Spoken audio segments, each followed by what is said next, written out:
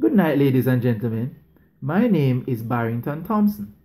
I am presently a grade 6 teacher at the Polygon Primary School.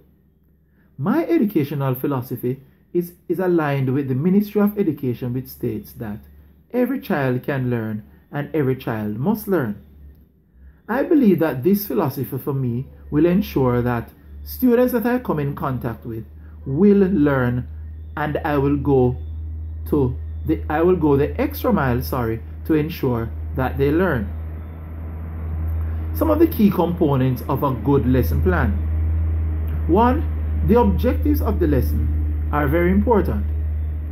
This guides the teacher as to what the students will leave the classroom learning and what they will use in their future learning activities.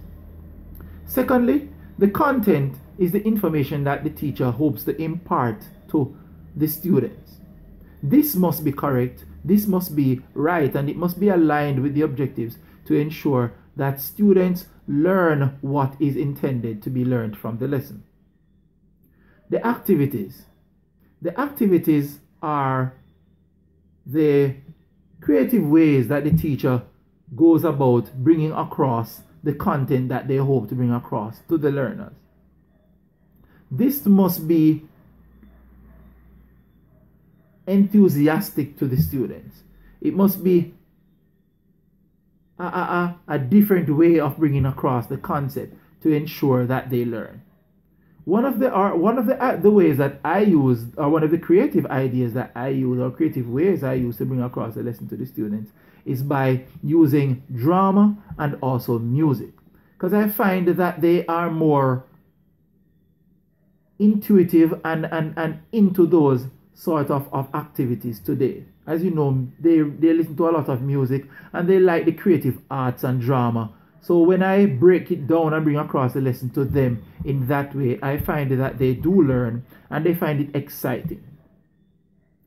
The fourth aspect to a good lesson plan is the resources. The resources must be aligned with the activities and the objectives of the lesson. These resources should be computer-based resources, should be hands-on resources, should be concrete, and the student should be able to use them to enhance their own learning. Next, student assessment. Student assessment is important because this will guide the teacher into finding out if the students have learned from the lesson, because that is paramount. If the students haven't learned, then the lesson wasn't successful. So they should be aligned with the level that the students are at. So therefore, if you have mixed ability learners, then the activities or the assessment, should be aligned to their ability at that stage of the lesson to ensure that you test what the students hope to learn or what you hope for the students to learn from the lesson. Lastly, I do believe that teacher evaluation is important. It is important as a teacher to evaluate yourself and evaluate if the lesson delivery was up to par. If the students have learned from the approach that you took towards teaching them that lesson. It will also inform future teaching and also ensure that you seek new ideas and new interventions to ensure that the students do learn. One experience that has influenced students' learning for me is that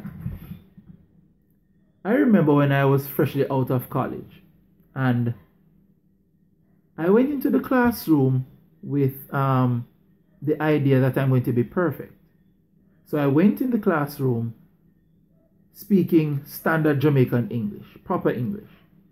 And I remember that there was a student in the corner that was sitting and he was somewhat paying attention to the lesson, but he was reading books. Now, at the end of teaching that lesson, at break time, that student, he came to me and he said, "Sir, I know you're a new teacher and you want to make a first impression last on the student. But I do believe that the approach that you're taking is boring the student, so to speak. And I went away and I reflected on what that young man said to me. Of course, he said it to me in the Jamaican Creole. We call it patois. And I went away and I reflected. And the next day, I remember I came to the class and I came and I approached the lesson from the student's perspective. I came and I brought down the lesson to their understanding. I came and I related to them in their way. I came with different ideas and different methods, but I still broke it down to a level that they could understand.